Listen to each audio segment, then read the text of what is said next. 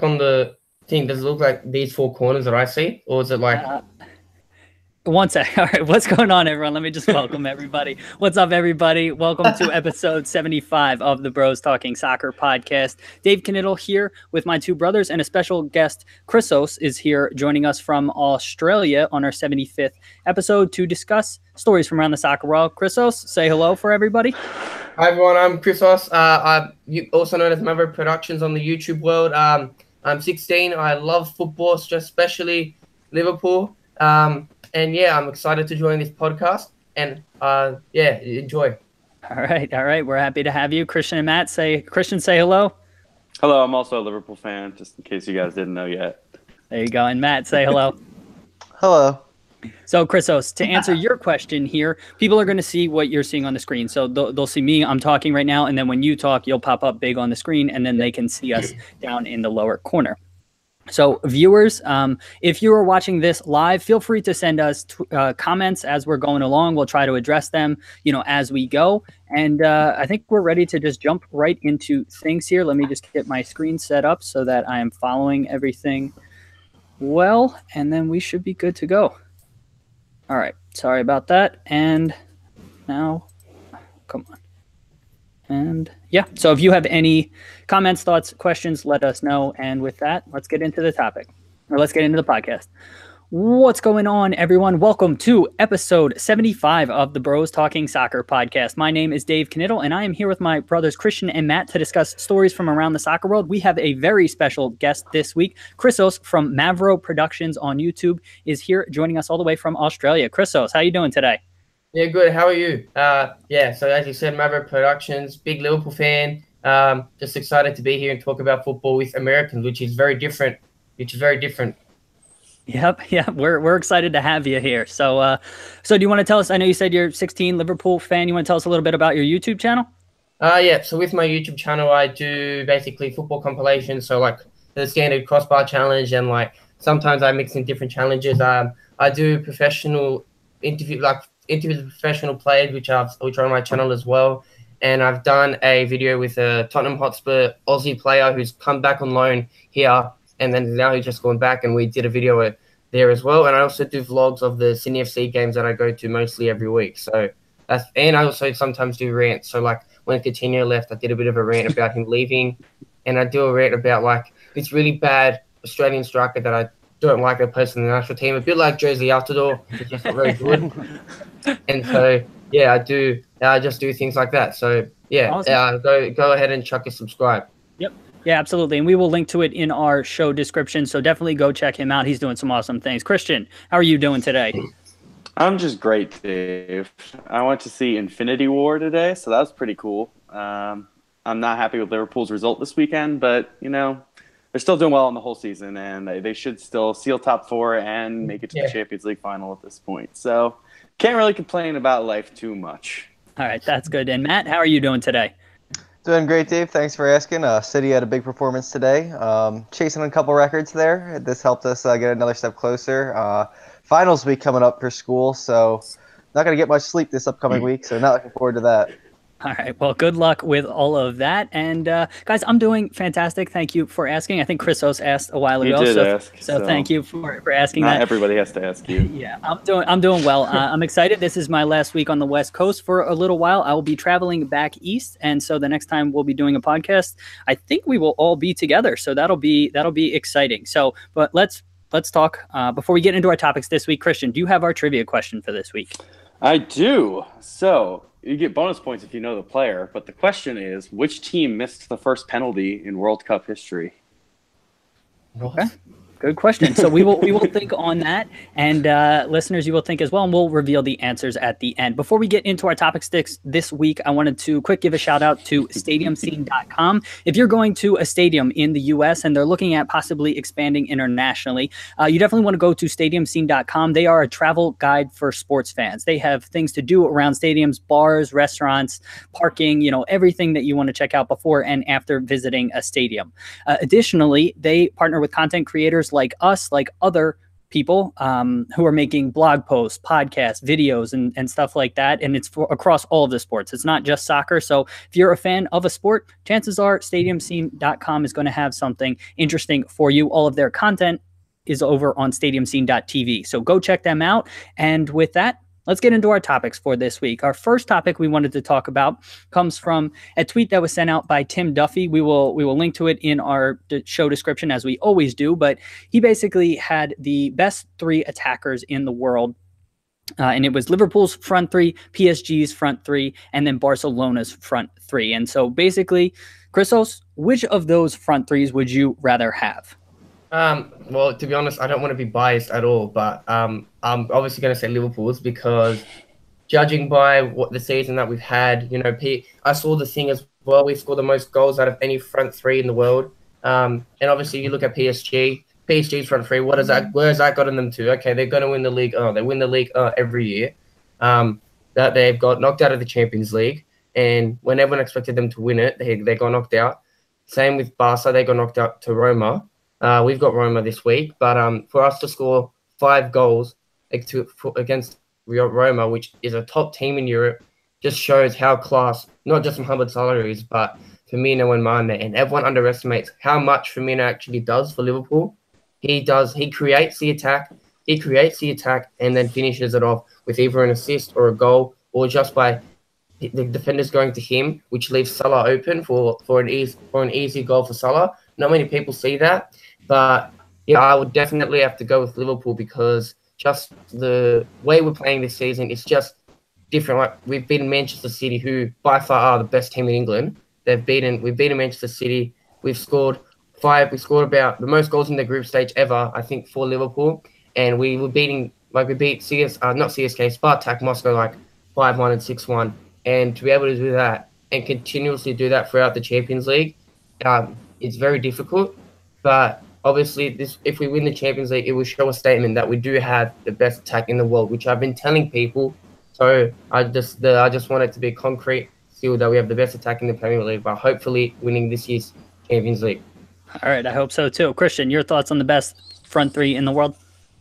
This is a tough one. Last year would have been different. This year, I honestly believe Liverpool's front 3 is the best in the world right now. I think they are extremely dynamic, and what he said about Firmino is definitely correct. I think he is the most underrated striker on the planet. The work that he does off the ball, and even when he has the ball, creating space for other people. He may not be the one banging in every goal the way Salah has been, but he is the key to that team, unlocking defenses. And even you see it this weekend with Stoke. Mane is rested because he had a slight injury. When he's not there, the whole team is different too. You need all 3 of them together, and when they are together, teams are afraid to play against Liverpool now. Mane just opens up space with his pace, and I have underrated Mane this year too. I'm not going to lie. I thought he's been underperforming, but he is such a key player for them. And Salah obviously is next level. He came in, did ridiculously well in his first year, and hopefully he continues to do that. But teams like Barcelona, yes, Suarez and Messi are probably better players. I don't know, Salah's up there now, but they are world-class players who have been at this level for so long. Paulinho, I don't know why he's the 3rd one on there. I think it's because of his goal tally. Yeah, but he is definitely not at that level. I mean, you see him at Spurs, even at Barca. He started well, but he's kind of gone off the boil recently. I think players like Coutinho and Dembele are going to blow them away. They're going to be so much better. But yeah, there's really not many attacking trios that I can think of in the world that are better. I know Real Madrid have really good players up front as well. PSG, they scored a lot of goals, but as soon as Neymar went down, they kind of fell apart too. And I still would prefer Liverpool's over that front 3. All right, Matt, what about you? Your thoughts on the best front 3 attackers in the world? So playing right now, because of injuries and stuff, Liverpool, they have the most goals. Their front 3, I think, is up there with the best, but I think because of injuries, if you plug in Coutinho or Dembele into Barcelona's, I think it's I don't know where Christian just said Salah's up there with Messi and Suarez right now. I don't think he's up there with Messi yet. This year. I don't even. Okay, Salah's had a crazy run. I would put him up there with Suarez, but I still don't see him up there with Messi. I meant more with Suarez, obviously. Yeah, I yeah, don't I know. compare anybody to Messi. Yeah, that's why I was just like thrown off when you said that. So I would still like if you slot Coutinho. I know the tweet had like Paulinho as a third, but if you slot Coutinho or Dembele when they're healthy, I think that's probably the best front three still. I think I would tend to agree more with Matt. I think Liverpool's front three is on absolute fire right now. And obviously being a Liverpool fan, I think I give them slightly more weight. But trying to be objective here, I mean, it's really tough to bet against Messi and Suarez and Coutinho once he gets embedded into that team. You know, if I'm building a team possibly for 5 to 10 years from now, I think I'd go with Liverpool's front three. But the best front three right now, if I'm trying to win this year, I think I still skew a little bit more towards Barca's front three. Chrisos, anything else you wanted to add? Yeah, I'd just like to talk about that with these Salah with Messi comments. Judging by his current form, you can say that not Messi, that Salah is one of the top 3 players in the world right now by his current form, not by like in terms of his football ability, but in terms of his current form and goal scoring ratio, that he's competing with Suarez, Ronaldo, and Messi for the European Golden Shoe, and he wasn't really a household item, like a household name, like, oh, Salah. He wasn't really a household name until this season. And for him to be doing that in the Premier League, which is the hardest league in the world, and to be doing that on the European stage and hopefully on the world stage, it's just massive, especially for an African player and for a player like Salah who had, let's face it, his career, he's had his ups and downs, mostly downs with Chelsea and Fiorentina. But for him to be able to step up, that's this season. And yeah, I think it will continue next season because of the way we play. He's up there right now with Messi, Ronaldo, and Salah, and Messi, Ronaldo, and Suarez. And he's in the Ballon d'Or. He's in the Ballon d'Or talking. And not many players that have, like African players especially, can be in this Ballon d'Or question that we're knowing now. So yep, yeah, that's what I points. wanted to add. Yeah, good point. Christian, anything else you want to add? No, I'm sorry. I was going to make a comment about. I still think Messi is far and away the best player in the game. I watched him again today. He scored a hat trick, and he looks like he doesn't even try. It's ridiculous. I don't understand how he does it.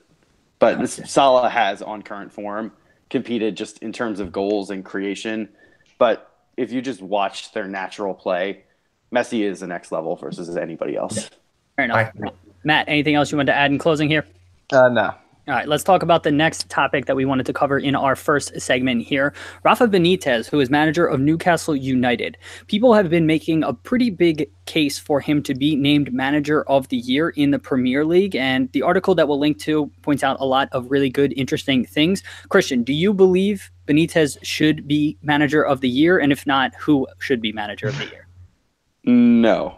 I love Rafa Benitez, but hell no. There's no way on earth he deserves to be manager of the year. I think Pep clearly is the best manager in the Premier League. He is doing things no other manager has really done. I know Arsenal went undefeated, but the way that City are playing, they're frightening. And they are so good. They had the league wrapped up really early. They really never look like they broke stride all year long. And I think Pep deserves such credit for building such a team. And I think Klopp obviously is in the discussion. I think that Rafa deserves to be in the discussion. But I don't think that he was the best manager. So does the manager of the year have to win do they have to win the league? No, but the way that it was done this year, I think you can't take it away from Pep. Okay, fair enough. Matt, your thoughts here on Benitez? Yeah, I completely agree with Christian. It should go to Pep, especially with them. Like, City's going to break. Are you sure? Yeah, okay. Yeah, they're going to go with, break 3 or 4 records as, they're going to go down as arguably the best season, ever. So I think for that reason, it has to go to Pep. And it's not like City came in 4th last year. So, I mean, that's even an improvement. I know Newcastle's newly promoted. And they spent $250 million on the squad over the summer. Yeah, none of them are top 10 most expensive players. He got the right people, though. Okay. All right. Fair enough. Sorry, I didn't mean to interrupt. Okay. And Rafa Benitez, it's not like Newcastle is a newly promoted club that doesn't have money. They have the infrastructure, they have the support. Rafa Benitez was there when he was down. Like, they moved up. Like, I think it wasn't like a crazy story that they're staying up this season. And what are they in, like 12th or 11th right now?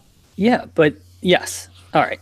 Yes, I will address some of those points, but finish your thought and then let's get Chrisos before I jump in here. Okay, so I don't think you can compare what Newcastle has done to what City has done. That no other club has done what he's done, but Rafa, I think people have done what he's done. Okay, fair enough. Chrisos, what are your thoughts here? Yeah, so obviously in terms of this season and how it's panned out, Pep is definitely the top contender for the manager of the year. And judging by the way football is now, if you win trophies or if you win things, you're going to get manager of the year. Even if it's like Rafa, where, you know, I love Rafa as well. He was great coach. He's a great coach and always has been.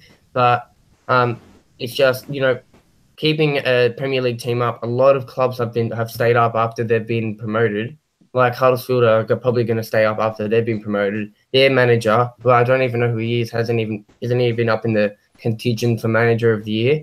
Yeah, I know. I read the article and the stuff that he's done. Like, because I know about the chairman of Newcastle. He's a bit of a dimwit. Like, no one really likes him at the club. Yep. So that's great for Rafa to get the fans on his back and to have such a young captain as Lascelles, the young captain, 22 years old, to have him as the captain is great. But I've got to bring this back to the A-League. So last season, Sydney FC broke about 10 records in one season. Most goals, most clean sheets, most consecutive wins, most points, all that. We broke all that, and no other manager than our manager was in contention for manager of the year. There were other ones too, but judging by the season that we had with Trope, we won the A-League, and then at the start of this season we won the FFA Cup, which is the equivalent to the MLS Cup, and we won the Premier's Plate, because you win Premiers and then you win the actual league because it's finals.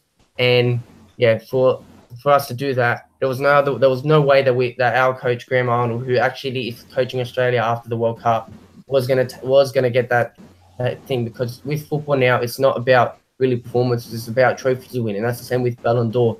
It's not really about individual performance anymore. So like with Ronaldo last year, I don't really think he was the standout player of the year. I just think he won it because he won Champions League and he won the Euro and he's won the trophies that can get him the Ballon d'Or. So yeah, that's just what I think. Yeah, and I would agree with you that is the way things are trending, but I don't necessarily believe that is correct and that is the way it should be. So I think trophies are completely overweighted in this current system. And for me, what Rafa has done, given that he's had almost no support from the Newcastle board, given that they've brought in very few players, I think that it is incredibly remarkable what he's done. Now, do I think he's going to win Manager of the Year? No, I think Pep is going to win, and arguably because they are having the greatest season ever, they do deserve it. But for me, Rafa is likely second, and I put Sean Dyche at third because what he's done at Burnley has been pretty incredible too. So for me, Rafa has taken a team and he hasn't gotten the support that a lot of these other managers get,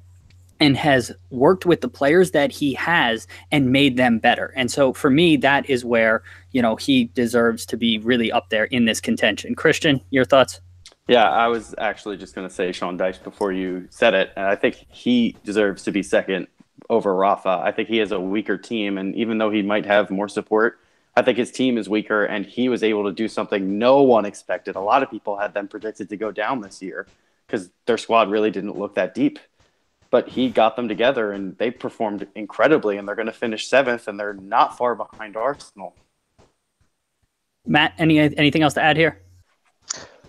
I think Rafa also has like a bit of an advantage, not an advantage, but because he was a team together when they went down and went back up, it's not like they lost all their players. So I think, like, I know they didn't bring in that many high profile guys, Newcastle, considering like how much money they have, but I think it's something that like the team knows each other pretty well, and Rafa's been there for a couple years.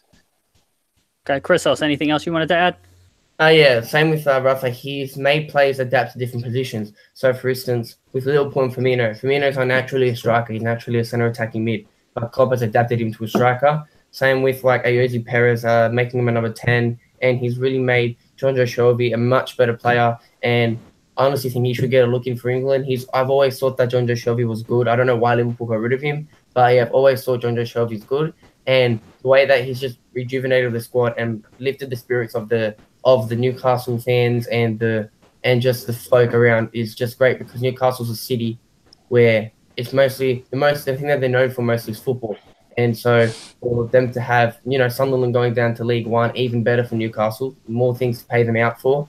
But yeah, it's just, I think Rafa's had a great season with Newcastle, but he won't be up there because of trophies. And I don't like that either, but obviously I don't think he will be up there because of trophies, because like he hasn't won anything. But I don't like that. That's the way football is now. But unfortunately, that's just the way that it's evolved to now. So yeah. Got it. All right.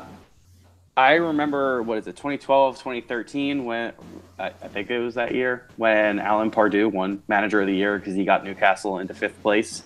So that, I think, is a little bit different. I think Newcastle maybe finishing top half isn't quite what is necessary to win Manager of the Year. I think Manager of the Year would be if they challenge with those top 6, got in there. And that's why I think Burnley is more of a story than what Rafa is doing. Fair enough. Those are good points. And with that brings us to the end of our first segment. You're going to hear a little bit of music, and then we will talk to you in our second segment soon. All right, cool. Good job, guys. I think we're running just a little bit long so far. So I don't know. Do we want to cut anything from our second segment or third segment, or do we just want to try to talk quicker, or maybe I just won't go around? What are your thoughts? I'm okay with cutting some stuff and MLS stuff because I don't. Do you want to cut the ambition rankings? Yeah, I don't really even know what that means. I was reading it, but yeah, basically every year Sports Illustrated, so this will be extra content for YouTube viewers. Every year Sports Illustrated puts out a ranking of the ambition of MLS clubs and their ownership groups, and they rank them and basically, assign scores to investment in infrastructure, assign scores to investment in the first team, in the youth academy, and all of that. And then they sort of compile it and come out with a ranking system. I was interested just to get from an A-League perspective, what's kind of going on there. What we're seeing in MLS right now is with 23 teams, you're seeing this stratification that happens in other leagues. Whereas like the team we all support, which is the Philadelphia team, in Philly, they're not really committing a ton of money to the first team, and they're investing more in youth development, but they're just sort of lagging behind. And meanwhile, you have teams like LAFC, LA Galaxy, Atlanta United, who are investing tons of money and really sort of breaking away. So Chrisos, this will be extra content for YouTube viewers, but just from your perspective, what's going on in the A-League? Is that same thing sort of happening where the teams are spending, widely different, or what do you think? Well, obviously there's teams that spend more and teams that spend less. There is marquee players in the A-League, so there's one player that you can sign that's your marquee player that is assigned to each team. But like I said, Australian football is just not very good. Like the marquee players that we sign, most of the time I haven't even heard of, but they're marquee players because they're foreign players. In terms of youth development, Australia's not really known for youth development. Our youth development here is whack. It's very bad. Players will come up from the first team, they won't do anything, and then they'll go to the local National Premier Leagues, which I can explain to you what that is later on. They go to the National Premier Leagues and play there and become semi-pros, get paid to play first grade, but also they'll have to have a second job. But yes, there are teams that have more money. The teams that challenge mostly, which is like Sydney FC, Melbourne Victory, and Melbourne City, which used to be Melbourne Heart, but Manchester City bought them out. And so yeah, we'll say yes, they have the most money, but because there's these marquee players and there's a certain amount of money that you can spend on players, salary cap and that, because most Australian sports have a salary cap. NRL, rugby league has it, and so does A-League. Just because if we got rid of the salary cap, Melbourne City would just go ahead and buy everyone and everything. They had Tim Cahill before he left and went to Millwall. So they probably do have the most money in terms of because of their owners, but Sydney FC, I would say, have the most money right now because of the weight of the league. We just lost on Saturday in the semi-final to Melbourne Victory, but obviously it's not the system where if you finish first you should win it, which I feel like is a better way to go because there's 10 teams instead of having top 6 make finals, which is stupid. Are the teams that spend more doing better? Like, are they always kind of winning?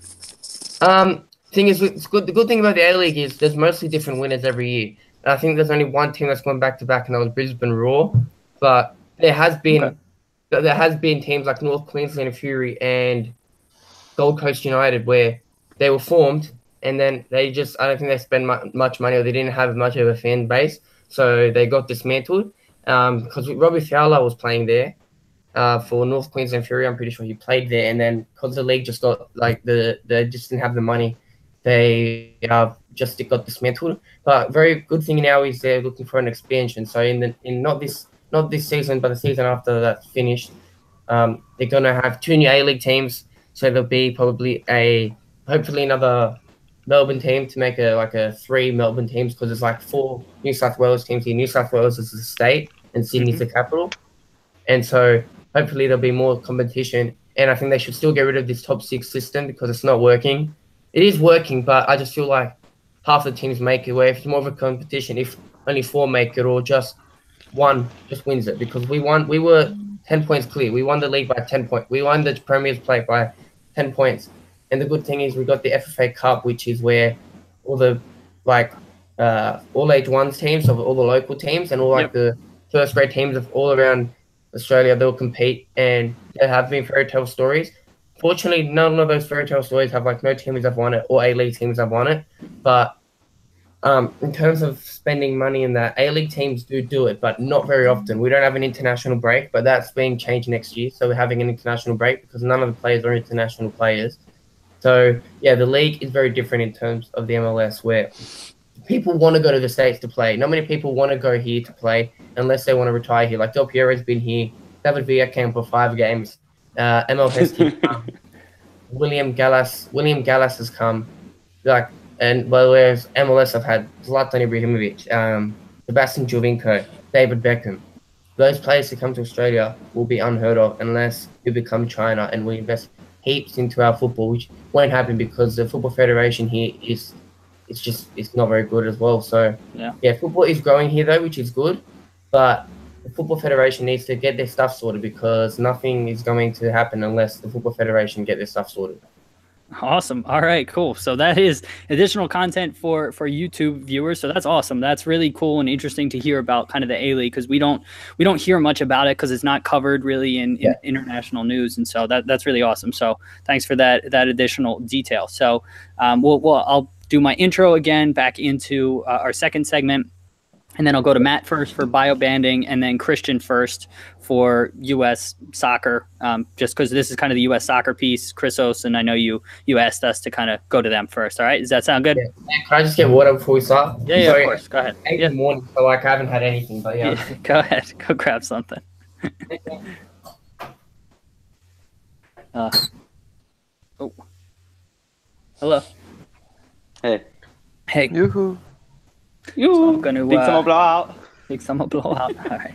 So he asked me to download this and send it to him. So this video is gonna be up on his YouTube channel as well. So he's got 280 subscribers. So he's doing pretty good. Ooh, yeah. fancy. Wow. Pretty good. So it's cool. That's cool. Yeah. So we'll do these 2 topics and then we'll close with our last 2 topics. Sound good? Mm-hmm. What do you guys have up the rest of the day? Dying. Dying. Christian's got to sleep in. I watched that chick flick on Netflix with Adam Devine. That was awesome. I told you. I really liked it. So Kristen was out last night. We're gonna watch it again because I wanted to see it again. You just said it was all right. Like I really because I liked didn't want to it. oversell it. Yeah, that was smart. I really liked it. That was good stuff. What the heck was the name of? Oh, When We First Met. So anyone out there who hasn't seen it, highly recommend that on Netflix. Right.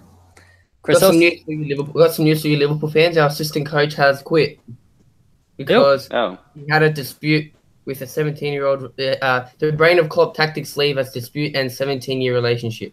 So yeah, the second coach is gone. The guy with the long hair. Wait, what? Mariner? Isn't that Paul Mariner? Yeah, no, the guy with the long hair. He's got black long hair. I don't know what his name is, but yeah, second coach is gone. Paul Mariner's a referee. Is he really? No, that's Andre. That's Andre Mariner. I'm pretty sure the dude's name is Paul Mariner. It's for sure not. Okay. All It's right. the guy with It's the long something hair. like with a Z. I know who you're talking about. I always thought his name was Paul Mariner, but clearly I was kind of wrong. like Snape's brother. Yes, I know. Yes, Yeah. really. Okay, that's super interesting. So breaking news here Wait, on what? Bros Talking Soccer. Yeah. I just got it now, so yeah. All right. All right. Let's we gotta. This thing's gonna be a beast to edit. So let's get back, reel it back in. All right. We ready to go, Christian? I don't know. I need some time. Welcome back. Welcome back, everyone, to our second segment. Let's switch gears here and talk about soccer over on this side of the Atlantic and/or Pacific from Australia. Hey, world geography there.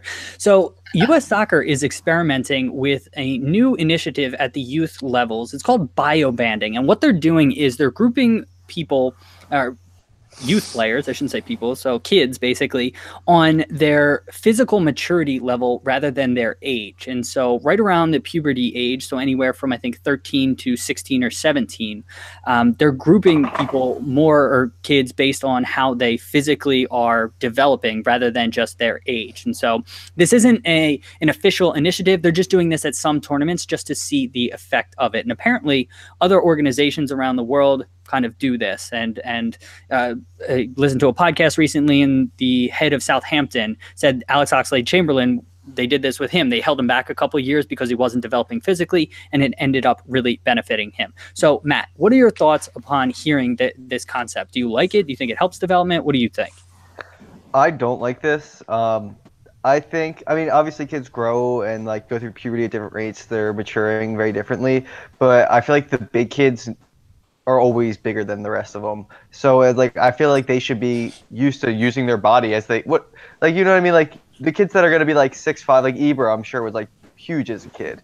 So like him getting used to using his body, like his whole life, I feel like has made him better. Like him being bigger than the other kids, like it's kind of like specializing in what you're good at. So I don't think like necessarily moving up in age groups, I think it's going to take away from their later development.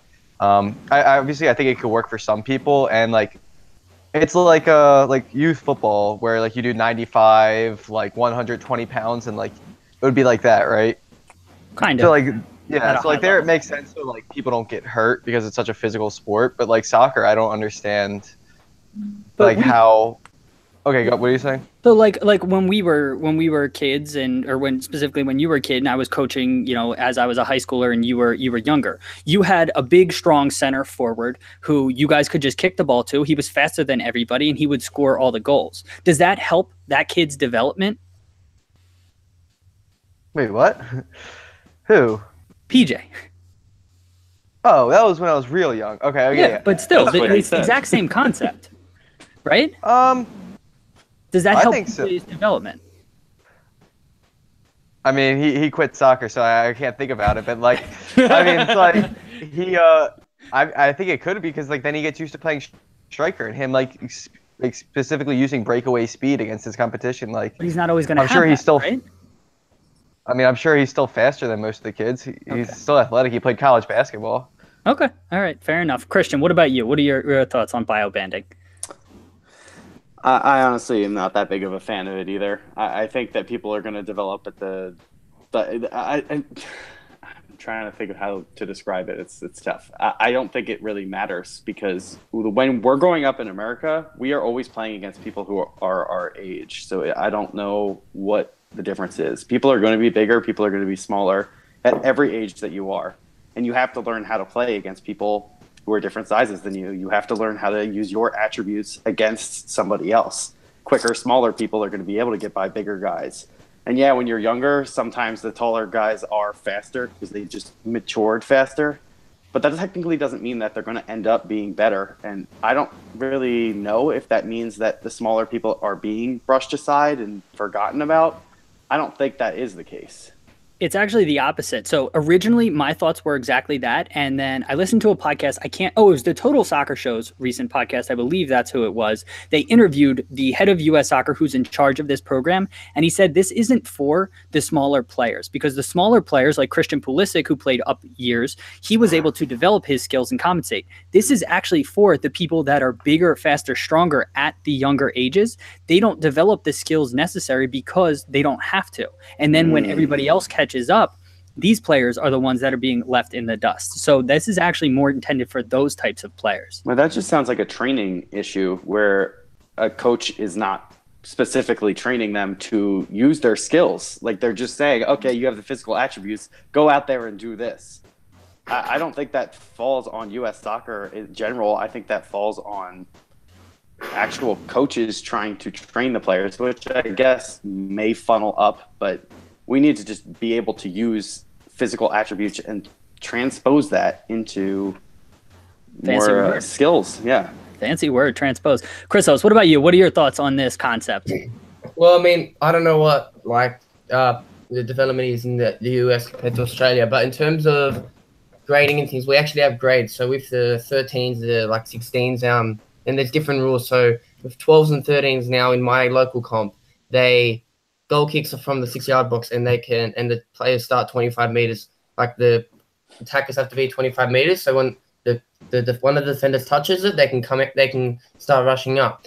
I know that has nothing to do with it, but just saying that's also something with development. But in terms of here, we have grading. So we have 13 A's till 13 D's, E's, or F's. And we grade the players on how good they are and what league is best for them and put them in those leagues. So, for instance, once I was in the I was in the 15 D's. Well, I don't know why they put us in the D's, and we were smashing it. Like I was scoring like 5 or 3 goals a game because that's not the type of football I wanted to play.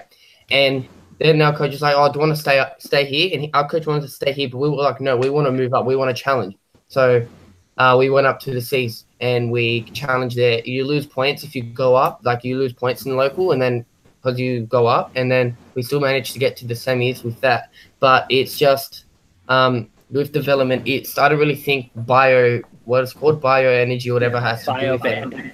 Bio-banding has to do with it. I just think if you're naturally bigger, then you're naturally bigger, and you can use that to your advantage. If you're smaller, you can use that to your advantage. If you're quicker, you can use it to your advantage. Like, we didn't have 17s in local. We have 16s, and then you play 2 years of 18s.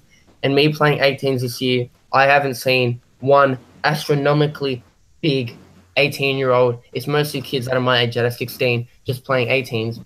And really, we have a kid that can dribble around a lot of players. But, yes, he scored a hat-trick in the first half. But, yes, you can't really develop on that. But he used to play reps, and obviously if he didn't want to play reps anymore, just wanted to play local, that's his decision. I think it's also ultimately based on the player's decision. So if the player wants to develop, he should develop. But if he just wants to play local park soccer like this PJ guy who just wants to play for fun, then let him play for fun. But in terms of if you want to develop, yes, there are development squads here. There's reps here. They can go trial for reps into a league where the football is good. The football is good in some comps local, but it's not as good as reps. So here, if they want to develop, they can go and play representative soccer and go play reps. It works very differently, but I can explain that to you how reps and things work here. I think it's kind of a similar concept for us. Sorry, I'm getting an echo. Is anybody else hearing that? I am also hearing that. I can't hear anything. Okay. Okay, it stopped. Did it stop for you guys? I don't hear it anymore. Yeah. Okay. I think reps, so like representative, I assume it stands for.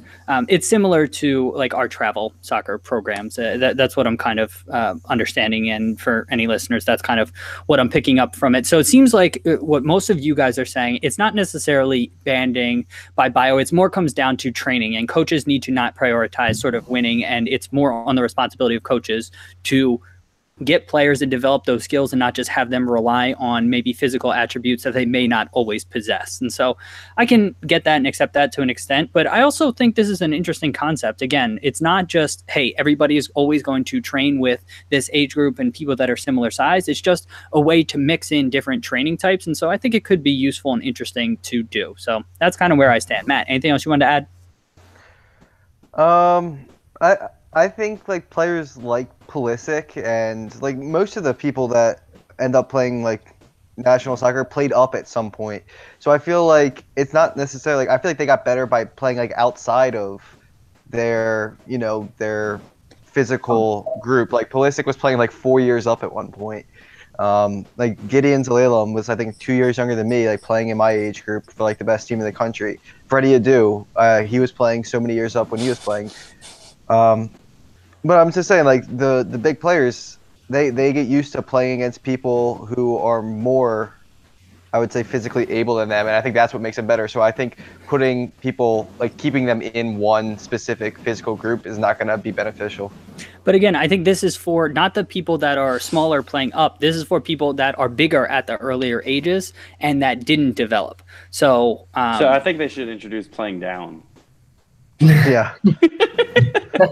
That's not what I'm saying. What I'm saying is the opposite. So what I'm saying is the bigger players should have been pushed and challenged more. And so I don't think that is done enough, because Freddie Adu, Christian Pulisic, all of them are kind of slighter people. Gideon Zalalem, again, he's kind of more of a slighter frame. You don't hear too often of the big players playing up a year and then, you know, developing and so on and so forth. But that could just be you don't hear about them. Christian, anything else you want to add? No. All right, let's move this thing along to our last topic we wanted to cover in this second section. U.S. Soccer is currently experimenting with a program in the NCAA college soccer. So for those who may not know, quick rundown, the NCAA college soccer rules are very different than the regular rules of soccer. I mean, the core concepts are the same, but substitutions are a little wacky. There's no stoppage time. The clock actually runs down and the clock actually stops with referees. I think I already said substitutions are weird, and there's a couple other quirky rules. So U.S. Soccer is currently running an experiment with, I believe it was 4 or 6 teams in the ACC, and then Georgetown also partook in this experiment. Christian, what do you think about this experiment where they're experimenting with regular kind of FIFA-friendly rules for college soccer? Do you think that this is a good start? Do you think that this is too small scale and it just needs to go by the FIFA rules? What do you think? I think they should transition a little bit the way that they're doing. I think that they need to move closer and closer to MLS and FIFA rules so that the players are ready for the transition when they're done with college. I think that the substitution rules should get a little bit of leeway. I think we need to be rotating and seeing more players developing at that level. I wish that they would develop at academy levels and start playing by the time they were 17 and 18, but that's just not the way that America runs soccer right now. But yeah, it's changing, but it's taking a while. And right now, that is the main course that people follow to get into professional soccer. I think the other rules, though, especially with overtime and all that stuff at the end of every single game, that could still end in a draw after overtime. I think that's just wear and tear on your body, and that needs to get out of the game completely. I think that it should be more and more similar to what they're going to experience in the transition from college to professional level. So is this enough, or do you want to see it so is this a good start, or do you want to see it just accelerated? It is a good start, but I think they need to force the issue, go closer to FIFA rules, and substitutions is the only thing that I think should have leeway. Okay. Matt, what about you? What are your thoughts here on NCAA soccer and this experiment? Yeah, well, obviously a lot of things need to change about NCAA soccer. What they just introduced, I mean, the subs, if it's more free flowing, I guess that gets you more prepared for, you know, the next level. But I think like things like the substitutions, there's a reason why you need so many substitutions, because of like the way the schedule works and how it's such a condensed season. It's so hard to really just like be at your top level all season while only getting, you know, 3 substitution opportunities a game. So I think it's going to be, I think it's good to see like they're trying to change it, but I think the schedule is the main part before they implement all these rules. I think they need to get it more like actual like almost a full school year. Yeah, that's absolutely a really good point. The schedule definitely is the biggest thing. Christian, what's up? What? Are you okay? Sorry, I was hearing it sound. I was trying to... Okay.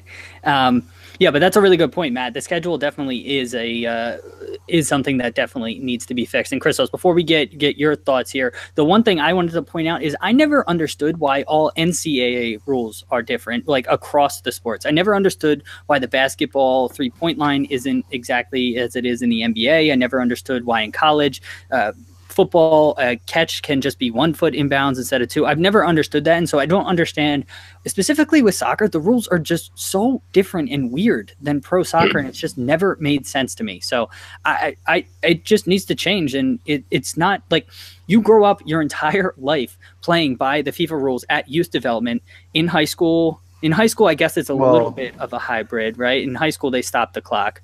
But then you go to college and these rules are just very different. And then you go out and if you end up becoming a pro, you go back to the way you played as a kid. And so it's just, I don't know. It's kind of interesting and weird to me. But Chrisos, I wanted to get your thoughts here on maybe not NCAA rules, but more just talk about player development in Australia for that college age player. So 18 to 22. Do you guys have like a college soccer program? Do you have a reserve league? Like how do players develop in Australia at that critical sort of age? So we don't have college football, college basketball, college soccer. We don't have any of that. The only thing that really have, because we have university, we don't have college. We do have colleges, but we have universities, and they do have uni games, but they're not really place for players to develop. It's just competing against other unis.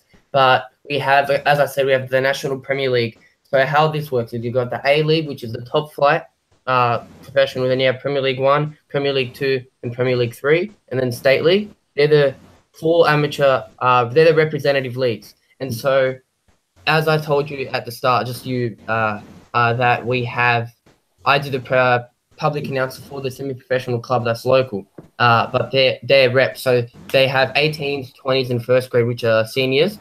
So they all play with normal rules, 45 halves, but for 18s and the 20s, I'm pretty sure that they keep the clock running, so there's no stoppage time, which is fine, and they have roll-on subs. I like the roll-on subs bit. That's with local too. We always have roll-on subs, but they're making 18s now juniors. This is just for Sydney, like New South Wales. I don't know for like Victoria and all that, but yeah. So they've just gotten they may make 18s juniors, and with 20s in first grade, they're going to be seniors.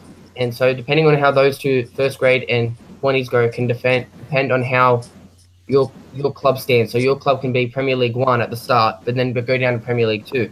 And with the youth is much more different. So they don't play obviously the full 45 until they're 18. They play different halves, so they play 30 or 35 halves, and then they've combined Premier League 1 and Premier League 2 junior teams into one comp. So there's about 28 teams in one competition. That I don't really agree with. I feel that it should be Premier League 1 teams as Premier League 1 teams and Premier League 2 teams as Premier League 2 teams. And also different. So a junior team can be Premier League 1, but their senior team can be Premier League 2. There's a lot of clubs like that in Sydney where their junior club is Premier League 1, but their senior club is Premier League 2. And field development here it's not very good. A lot of the players that play Premier League and play that don't really let's say make it, and don't really make it unless they're seen by a scout or something, because we have Sydney FC and Western Sydney teams. They have junior teams for them, but as most of the players that they get from the first grade can play A-League and are in the A-League squad, but most of them don't really get much game time. They're not really that good, to be honest. I feel that a lot of players that are good don't want to take the opportunity and go all the way, and that's just a problem. But with first grade here, they've got 3 subs. So normal FIFA rules, you can only have 3 subs. They've got stoppage time and added time. And there is finals, and it's top 5, and it's just the same, extra time and penalties. But with local, we have obviously you've got first versus second. The winner of that goes straight to the grand final, and then the loser of that versus the winner of third versus fourth. And I don't know. I wanted to get your guys' opinion on this with extra time, because I'm a ref, so all this stuff I have to really pick up on as well, because I'm a player and a ref. Mm-hmm. With stoppage time, we have 10 minutes each way, or 5 minutes for 12s, but 10 minutes each way. And then if the game ends the same as a draw, there's no penalties. Whoever finished higher goes through. What do you guys think on that? Oh, that's interesting. So if first played second and it was still a draw at the end of extra time, just first would go through? Yeah, that's how it works. There's no penalties. In our local competition, that's how it works. Other comps have penalties, but I just wanted to see what you guys thought about that. Christian? I don't understand why that would be the case. It seems really unfair. Yeah, The argument is probably penalties are unfair, right? Penalties are just as much of a kind of a crapshoot, and instead this is rewarding a team that performed well throughout the duration of the season, right? I think that's kind of the logic behind it. Yeah, because I don't really mind, because like once it happened where we were the better team, we were on top and we were in finals, and we went to extra time, and we had a penalty and I scored it. If it was a lower team, it would matter. But even if I missed it, it would have not mattered, because I feel like if you're the better team, I feel like since you're the better team, you deserve to go through. Because but yeah, like in the A League, like of course Sydney lost to Melbourne Victory, who weren't the best team. We were the best team in the league. But I feel that the higher placed teams should be able to go through if they've worked for it. So I think that they should go through. It's interesting. But soccer's a better indicator of performance on any given day. Anyone can beat anyone. So if you're better on the day, then you deserve to win. So I think it should go the duration of what the FIFA rules imply. Yeah. That's just our local comp. So it's just it's just weird. But I don't know how it works with juniors of Premier League, but I'm pretty sure they would go to penalties with the representative levels. But because it's local level, I think it's just playing the fun and playing for that, because most of the local players won't really have the experience of having to go into a penalty shootout scenario.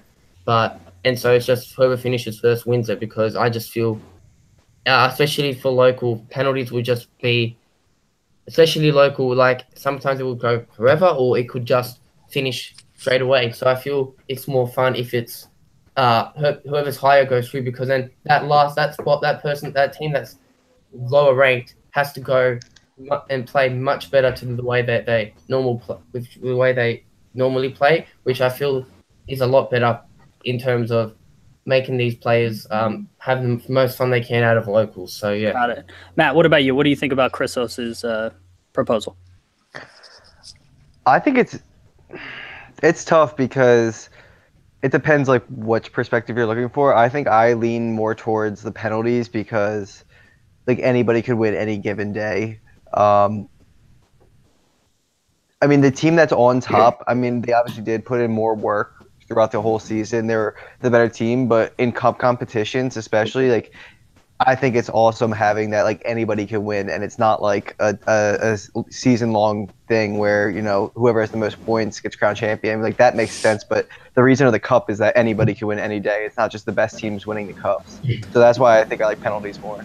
Yeah, and I think I fall kind of into that camp as well, but I was just playing devil's advocate, and it is something kind of interesting to hear. With that, that brings us to the end of our second segment. You're going to hear a little bit more music, and we're going to talk to you in our third and final segment. Stick with us. All right, cool. All right, we ready to keep this thing going? Anyone need water? Anyone need anything? Nope.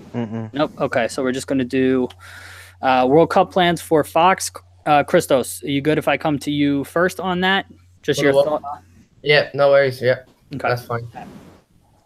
Welcome back, everyone, to our third and final segment. Let's talk about the World Cup now. And so from an American perspective, Fox Soccer, Fox Sports has gotten the rights to the World Cup, and they have made the decision that with U.S. soccer not qualifying for the World Cup, they are not sending a full sort of broadcasting team to broadcast from Russia. They're only sending, I think, 2 groups of commentators, so 4 commentators in total, and sort of a skeleton television crew. So, Christos, I wanted to get your thoughts on, I don't know how coverage of the World Cup is covered in Australia. Do they send kind of full teams to go and shoot on site, and do they kind of do full-blown World Cup coverage, or do they do something kind of more skeleton like Fox Soccer? Well, I feel because we have Australia in the World Cup, it would be more full-blown, getting everyone on board. I know that Optus Sports, I don't know if you guys have Optus over in America, but we have Optus Sport. And because Fox Sports here lost the rights to the Premier League, so Optus Sport bought them. And so for Optus, we got the Optus box so we could watch it. And I know that Optus has the rights to the World Cup. I don't know about Fox Sports as yet here. I know that some free channels will definitely be probably getting the World Cup, because some free channels are getting the A-League. They're getting like one game of the A-League, because free channels are getting it to like sort of expand the game, which I feel is good here. SBS always gets the rights to the World Cup, but I think some of them will only just do if it's like Australia's group stage matches, which will be very little because I don't think we'll make it past the group stage. But what do you think about the coverage of the World Cup? Is it enhanced when the television studio goes and is like sort of living the World Cup along with Russia? Does that come back through coverage? What do you think about that? Well, yeah, I feel like if your country's in the World Cup, it should be experienced in the best way possible because your country's in the World Cup. I haven't really seen Australia not in the World Cup because the first World Cup I remember is 2010 because I started following football in 2008. So 2010 we made it, 2014 we made it, and now we've made this one. So I haven't really seen a World Cup without Australia. Well, we're not really that good anyway, but I know that after we're knocked out, they still keep showing it. But I was watching the World Cup in Cyprus when I was over there in it was last World Cup was 2014, and Cyprus wasn't in the World Cup at all because they only got 1.1 million people, and we always root for Greece. So when Greece, they would show the Greece coverage and they would show coverage of all the games, and I think that's just because they're European and Europeans love their football, and so they would show every game, full analysis, things like that. I like that more because it's more analysis, especially with Australia. We have so many multicultural people here that I feel like if they put more analysis for basically Australia can be fine until we get knocked out. Once we get knocked out, we take like Japan because there's a lot of Asians here or South American nations and go full analysis on them. I feel like that's good too, like they do with SBS and Champions League, and yeah, so that's really what the broadcasting sort of side is here in Australia. That's interesting. Yeah. And that brings up an interesting point because America is very similar in that it's a multicultural sort of nation. And for me, it was very surprising that Fox has made this decision to not really go all out with coverage because there is so many groups of people here. Matt, but what about you? What were your thoughts on Fox sort of committing to covering the World Cup basically from Los Angeles? I'm fine with it because of the fact that we're not there. Obviously, it probably would be a better spectacle, a better TV event if you're there, interviewing people like right after the games, like people who were at the matches, people in the environment, be like about their teams, engaging with the fans that are there. That just provides like a whole new type of entertainment that we don't get if we're not at the actual World Cup. So I think Fox is going to miss out on like that, like the actual entertainment, but the fact that we didn't make the World Cup and we're not going, I kind of support that because I don't know, I'm just kind of petty about it and I don't even want to think about it. Okay. All right. Christian, what do you think about Fox making this decision?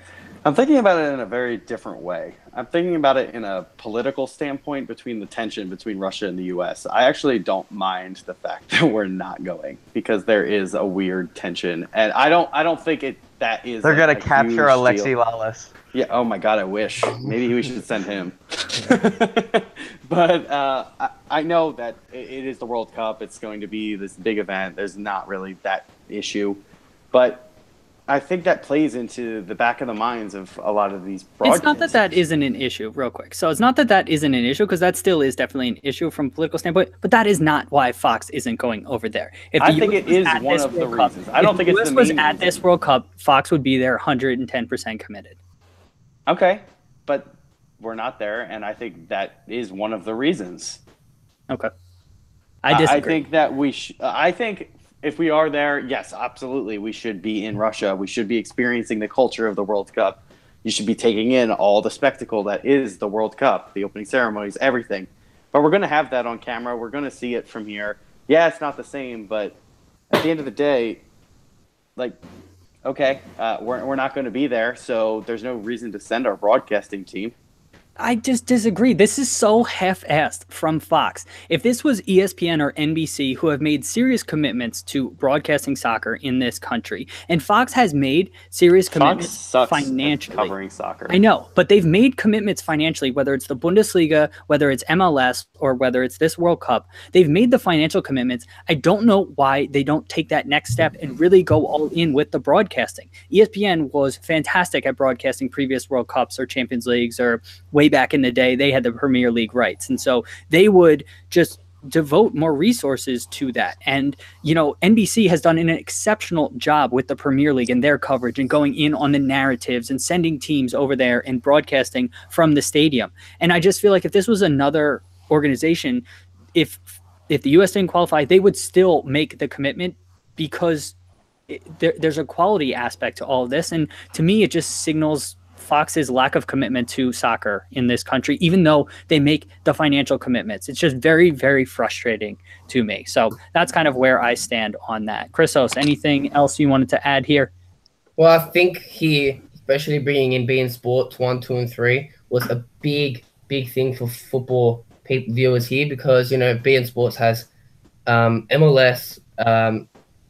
They don't have the A League, but they've got Fox Sports has the A League, which is good. But they've got MLS, Champions League, Europa League, a lot of the top leagues, which is great for football viewers here, especially the ones that are French and they want to follow the French league, or the English people that want to follow the Championship because they're full English and their teams aren't in the Premier League.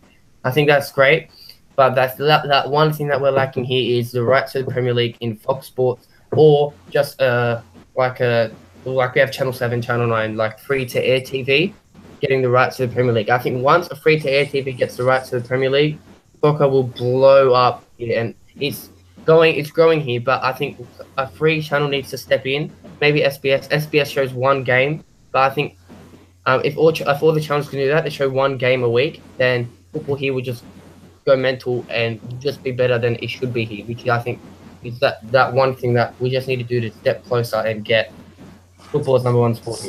Got it. Matt, anything else you want to add? No. Christian? Nope.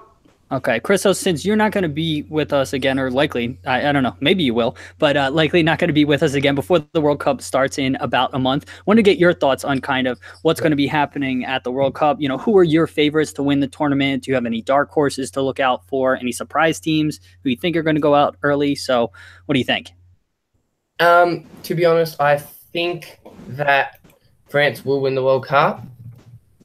Definitely, but just the team they have. It's just I said that they're going to win the draw, but not the draw, the Euros, but they didn't end up doing that. But as I've said, I think that they will do it. I think that they can win it this time. Definitely a team to look out for is Belgium as well. Belgium have a phenomenal team. If they're going to win it now, they're going to win it now. So I think they're also a good team to look out for. But the underdogs, definitely, I think an underdog is Serbia. The team that Serbia has is great. They've got Premier League players. They've got players big well-known players like Kolarov, Dusan Tadic, Nemanja Matic. They've got those type of players for a country like Serbia is great too. So I think Serbia is definitely a team to look out for. I think that Panama will get knocked out straight away. I think they have no hope in that group. Sorry. Because I know that Panama is very close to the States. So, yeah, Panama will get knocked out straight away. Tunisia will get knocked out straight away. Morocco will get knocked out straight away. I think Egypt and Mohamed Salah can have a good run in that group. I honestly think that Egypt and Uruguay can make the Group A, which consists of Russia and Saudi Arabia as well. So I think they can actually have a good run. Obviously, there are a few groups there that I like. I like the Poland, Senegal, Colombia, and Japan group, because that group, anyone can make that group personally, I think, because all those players have their standout players. And Poland, I think, will definitely top the group. They have the team there would just do well there. But for the other three, I think for them, it'll be who can turn up on those days. And to be honest, I think Mexico as well in their group, that group, Germany will finish top. By far, they'll finish top, but I feel that Sweden and Mexico, those two will be competing for second spot.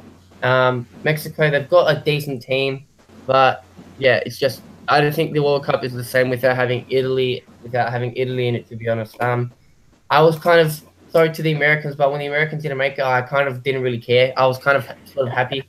Bring a different perspective to the World Cup, because I like the small nations. I like geography, so I like seeing Trinidad and Tobago doing things to the bigger nations. I like seeing that. We don't like seeing that. Yeah, I know that you guys got robbed with the goal. We're not even a big nation on the soccer stage, though. No, that's the point. That's why I like seeing it, and the fact that Panama made it, because I love Panama. I don't know. I just got a little thing for Panama. I just like Panama. Oh, so, God. What the hell? I want to see Canada make it one day, but because I just want America. I just want football to grow everywhere, and I think Canada, their football isn't recognized. So if they make the World Cup, then their football can get recognized as well. It's not recognized yeah. because they're bad at it. No. Speaking of, Canada, with MLS kind of having teams in Canada, Canada's got some really talented players that are coming up at the youth level. Tabla, who just signed for Barcelona, is a youth player. He signed for the second team in Barcelona, but he played for Montreal before going over there. Alphonso Davies is being scouted by literally every big team overseas. Kyle Laren's a big striker, plays for Besiktas in Turkey. So they have a lot of talent up and coming. So for the 2022 World Cup, Canada could make some noise and could be involved in qualifying. So, yeah. I just hope that they change the location, to be honest, because June, July in Qatar is 40 degrees every day. So it's November to December. They did change that. They did change it. So I think that, during the season is just stupid. It should be introduced in the World Cup during the off-season so that we have something to look forward to when the season finishes. But then that's just going to change that season. It's going to change the seasons coming on to that, because then it's going to be later. I feel that they should have not just declined the bribe, even though it's a nice bribe for the FIFA. They should have declined it and maybe given us the World Cup, because we need one. Australia definitely needs one. We have the stadiums, but we need one. Or China, or like places where football is growing, because Qatar, they have the money, but they're going to have to build the stadiums and that. But here we've got the stadiums, and if we need to, we do have the money to build another one, but we've got the stadiums. We've got 100,000 seat stadiums. We've got 80,000 seat stadiums. We've got 40,000 seat stadiums. We have that. And I feel Australia needs to make a bid, because I know that you guys are bidding for, I think it's a 2026, and I've read some stuff that people want to do Mexico, Canada, and the US. Yeah, I think a 3-nation World Cup doesn't work. If you're going to do one, it should be US, Canada, if anything. I agree. Well, it's already committed, so that's what we're bidding on. So Mexico's going to be involved. So I hope that with Australia we can bid as well. Maybe get New Zealand involved. I don't think they have the capacity or the stadiums to really host it, because their team. Because it's a bit like US and Canada. We have in the rugby league we have a New Zealander team. In the soccer we have a New Zealander team. But with the New Zealander team in soccer, they always finish last or second last, and there's always people saying, "Oh, we need to get rid of them." If they're not going to compete, what's the point of having a Kiwi team? Because they're not competing. They don't really do anything. They actually don't do much. Whereas different in America, where in NBA, you've got Toronto Raptors competing. That's my team, Toronto. And then you've got Toronto FC doing well in the MLS, and the Blue Jays doing well in the MLB. But in terms of here, we don't really have any the Kiwi teams aren't doing anything in soccer, and the rugby league they're doing something. But it's just and NBL, I think the basketball league. I think we have a Kiwi team. I don't really know. The only thing I really know is that Andrew Bogut's back and he's signed for Sydney, which is good for us. But I did see that. Right. Basically it for what I think is going to happen in the World Cup. We're also looking out for Iceland too. All right, cool. All right, guys, we'll probably do a more detailed analysis of the World Cup as it gets closer. But Matt, any thoughts on what Chrisos has said? Yeah, I think France is up there as one of the favorites, but if I have to go quick, just the number one favorite, I'm gonna go Germany. The team to let you down, it's easy, England. Always. Yeah. The a dark horse, I think Colombia is a dark horse to go pretty far. They have a lot of exciting players and kind of unpredictable, just structure and defense, very hectic style of play. You could win a great match. You could also lose a horrible match. So I think they're a dark horse. I want to see how Sweden does, especially after beating Italy. It's another team to look forward to. It's pretty much my analysis. All right, cool. Christian, any thoughts on Chrisos's World Cup stuff? Well, he listed every single team, I felt like, so I'm not sure what else I can add. But I think Germany are the favorites. They're the reigning champions. They have a ridiculously deep 3 squads worth of players, and I think they're the favorites. And I would like to see Messi win it so that we can end all arguments forever, but I don't see it happening. Yep. So, so then real quick on my front, I think favorites to win, I'll also go with Germany. Dark horse surprise, I'm actually going to go with England. I think everybody is picking them to let you down. And so I think they have talented players. It seems like this new generation may be a little bit different mentally, and so I'm actually picking them as a dark horse to go far and surprise letdown team.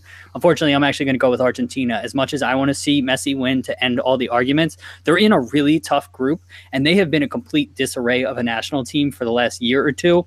I could see them going out in the group stage. So that is my surprise disappointment. Before we get into our other items and trivia answer real quick, I wanted to give a quick plug for Fan Futsal, which is simplified fantasy soccer website that I'm the founder of. Go to fanfutsal.com and check that out. Additionally, we have a YouTube channel called The Soccer Tavern, where we're making videos about the history, culture, and philosophy of the beautiful game. So right now we're doing a series of soccer-specific words. Last week we came out with the explanation of why it's called a nutmeg in soccer. This week we'll be doing why it's called a Panenka penalty in soccer, and then we'll also do cap and pitch. And then over the coming month or so before the World Cup, we're going to be doing history videos on all 32 national teams. I'm halfway through shooting them and excited to edit them over the next few weeks. So look out for that.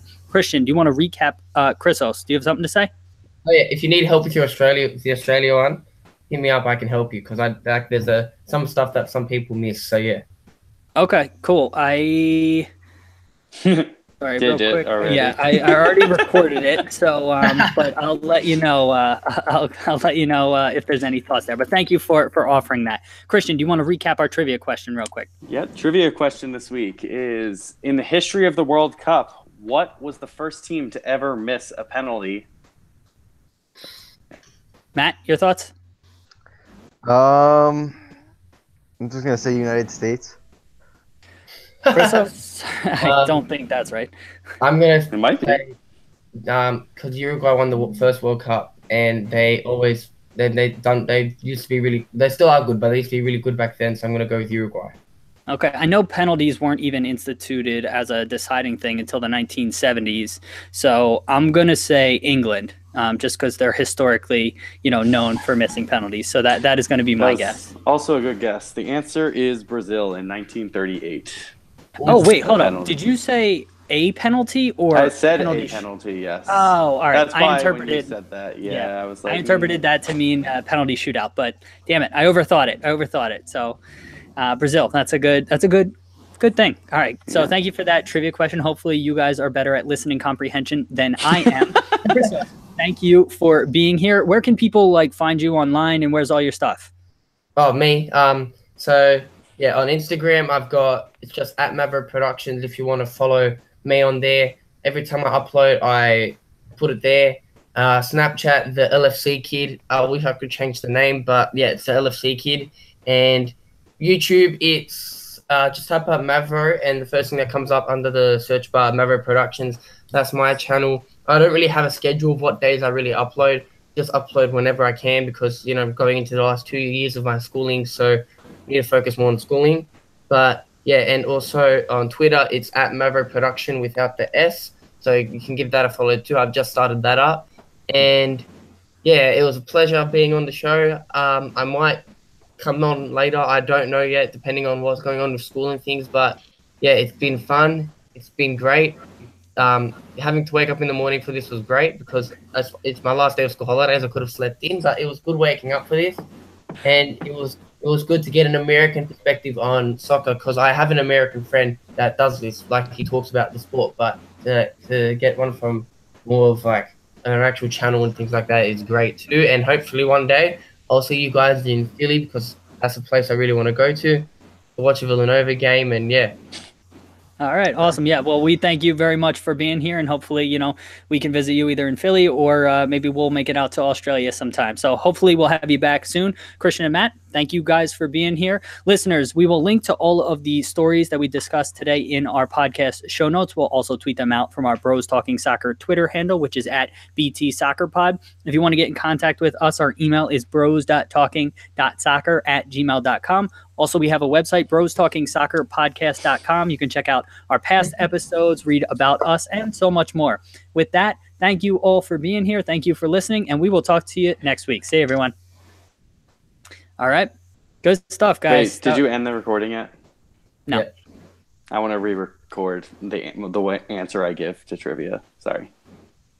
What? Okay. Wait, what? You guys don't have to be here. Okay. Wait, Christos, Yes. why don't you like the Sixers for Ben Simmons? I do like the Sixers. I just said Villanova because that was the first thing that popped to my head. I do You like. said the Raptors. Yeah, you said you yeah. like the. I go for Toronto, but Simmons came into the league after I started following Toronto. Yeah. And Philly like I'm scared of getting him in the NBA because I feel that they will probably sweep us or they'll probably just beat us. I'm so annoyed that Cleveland won. I wanted Indiana to win because now we got to verse Cleveland, and so yeah, I just love Kyle Lowry. I just love Kyle Lowry, so that's why. Yeah, he's from Philly. He's from I know. Philadelphia. Yeah, from West, I think. West Philadelphia, born and raised, I think. Yeah. Isn't that like the bad area, West Philly, or what? Like, there's a really No, yeah, it is. There's a lot of bad areas in Philly. It's North Philadelphia. North too. Phillies. Yeah, I've heard about North Philly, yeah. But yeah, it's like Sydney. Western Sydney is like the bad area. It's like the really everyday area, like you don't really want to go to. It's Western Sydney. So, yeah. But All right, good to know. There you go. That is good to know. There's some travel tips for any YouTube viewers who are still here with us. yeah, because there's a team Western Sydney Wanderers, but they just brought them in because there's a big ethnic minority in Western Sydney. Sydney FC lost a lot of fans too. And if you guys ever come to Sydney, that's a derby that you have to go to. Sydney, Western Sydney. It is massive. It's a very big derby. It's like the only thing that will get sold out in A-League, which is very bad. Crowd attendance in the A-League is poor. We have Sydney FC have a 40,000 seat stadium, and we only get about 8,000 a week for an A-League game. Jeez. So, yeah. And we're knocking it down anyway and making it better. So, yeah. But All right. Well, sorry for waking you up early on your last day of vacation, but we really appreciate you joining us. no, that's fine. I have to study and do stuff anyway. So, All yeah. right, man. All right. Well, thank you again for being here, Matt. Good luck with your finals and all of that. Talk to you soon. All right, guys. All right. Yeah, See you guys. send through the video. Yep. The video because I'll probably put it on my channel too. Yep. So yeah, just send through the video on my email or Google Drive or something like that, and then I can edit it and probably upload it too as well. Awesome. All right, cool. Great. Sounds good. Yeah, so I'll do that. And then Christian and I are going to record, I guess, whatever you want to record. All right, Christian? Yep. All right, cool. All right, Chrisos. All right. See you later. See you guys later. Have a good one. Thanks. You You too. too. Bye. All right. All right, what are you trying Ready? to record here? I'm just the answer that I give to the trivia. Okay. Because I said do you the need me wrong to set year. you up? So. Yeah, you were the last one to answer, right? Okay, yeah. Christian, Just what was say the like answer? that was my guess. Or yeah, just do that. Do that. Christian, what was the actual answer? The actual answer is Valdemar de Brito. He played for Brazil in 1934, and that was the World Cup in Italy against Spain. There you go. There's your fact. All right. Okay, and then I'll edit from there. Good. All right, cool. Well, thank you for being here. All right, YouTube viewers, if you're still here, thank you for watching Yeah, that why are you marathon. still here? Get out of And, here. yeah, we'll talk to you next week. See you.